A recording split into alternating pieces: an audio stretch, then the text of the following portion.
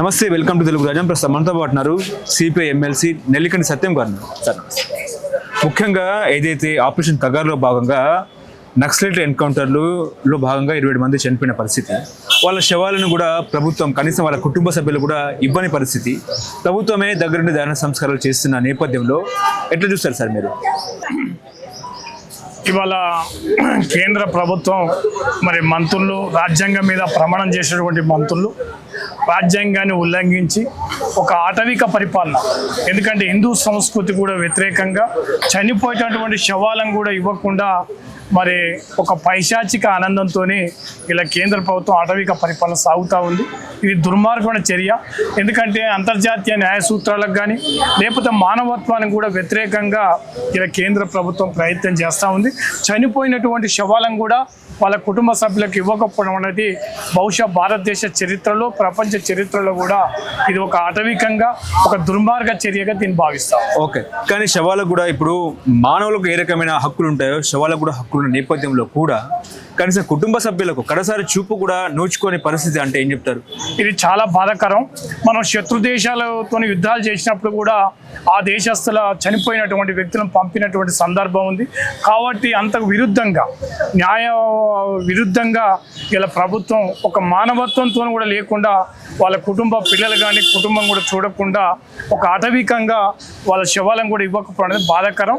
ఈ రకమైన చర్య బహుశా ఏ ప్రభుత్వం కూడా చేయలేదని ఈ సందర్భంగా అనుకుంటున్నాను. ఒకవేళ కుటుంబ సభ్యులకు నంబాల కేశవరావు గారి మృతదేహం ఇస్తే మరికొంతమంది యువత నక్సలైట్ సిద్ధాంతాలకు ఆకర్షితులై అడవి బాట పట్టే అవకాశం ఉన్న నేపథ్యంలో అంటేనే ప్రభుత్వం ఈ రకంగా చేసిందంటే ఏం చెప్తారు? అది ఊహాగాన. ఎందుకంటే భారతదేశంలో కానీ తెలంగాణలో కానీ ప్రజా సమస్యలు పరిష్కారం కాకుండా ఆర్థిక అసమానతలు, నిరుద్యోగం అలాంటి సమస్యలు పరిష్కారం చేయకుండా కొద్దిమందిని చంపేంత మాత్రం నక్సలైట్ సమస్య పరిష్కారం కాదు.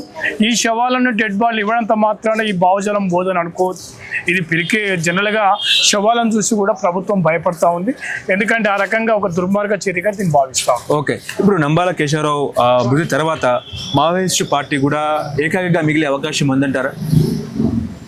ముఖ్యంగా మావోయిస్టు ఉద్యమం కూడా ఆలోచన చేయాలి. గత ప్రభుత్వాలు గత సంవత్సరం సరే సాయుధ పోరాటం మావోయిస్టు ఉద్యమ చరిత్ర త్యాగాలతో చరిత్ర ముడిపడి ఉన్నా భవిష్యత్తులో సాయుధ పోరాటం మీద వారు కూడా ఆలోచన చేసుకొని పందాన్ని మార్చుకొని ప్రజాస్వామికంగా రావడానికి ప్రయత్నం చేయాలని సందర్భంగా చేస్తాం. ఓకే, ఏదైతే నంబాల కేశవరావు గారి దళ సభ్యులు మౌనిక కానీ లేకపోతే విజయలక్ష్మి గారు ఉన్నారు, సో వాళ్ళు కూడా ఈ ఎన్కౌంటర్లో మరణం గావించబడ్డారు. కాబట్టి ఇది ఎన్కౌంటరా లేకపోతే బూటపు ఎన్కౌంటరా లేకపోతే కుట్రపూరితంగా చేసిందంటే ఏం చెప్తారు? సరే, శవాలను చూసినప్పుడు జనరల్గా వాళ్ళ పత్రికా స్టేట్మెంట్ కానీ వాళ్ళ యొక్క చూసినప్పుడు మరి సజీవంగా దొరికిన తర్వాత చిత్రహింసలకు గురి చేసి ముఖాల మీద చిత్రహింసలు వాళ్ళ గుద్ది చంపినటువంటి సందర్భం మనకు కనపడతా ఉంది.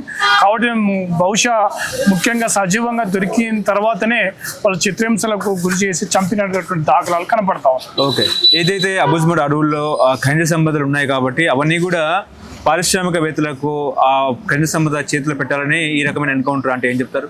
సరే, ముఖ్యంగా ఇవాళ ఆదివాసులు, దళితులు, గిరిజనులు ఉన్నటువంటి ప్రాంతాలల్లో మరి గుట్టల్లో ఉన్నటువంటి ఖనిజ సంపదను అప్పచెప్పే విధంగానే కేంద్ర ప్రభుత్వం ఒక దుర్మార్గంగా ఒక ఉద్దేశపూర్వకంగానే ఆ ప్రాంతాన్ని అంతా కాల్ చేయడానికే ఇలా నక్సలైట్ సమస్యని కానీ ఆదివాసులని భయభ్రాంతులకు గురి చేసి భవిష్యత్తులో ఆ ప్రాంతాన్ని అంతా కూడా మరి కార్పొరేట్ సంస్థలకు అప్పచెప్పే విధంగానే ఈ సమస్య ఉన్నది.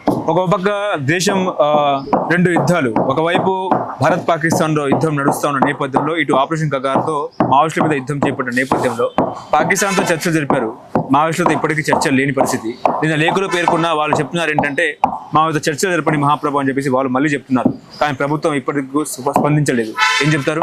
సరే, ముఖ్యంగా పాకిస్తాన్ భారతదేశం కూడా మరి యుద్ధంతో సమస్య పరిష్కారం కాదని మరి ఆనాడు ఇక్కడ అందరూ కూడా ప్రజాస్వామిక దేశస్తులందరూ కూడా చెప్పారు.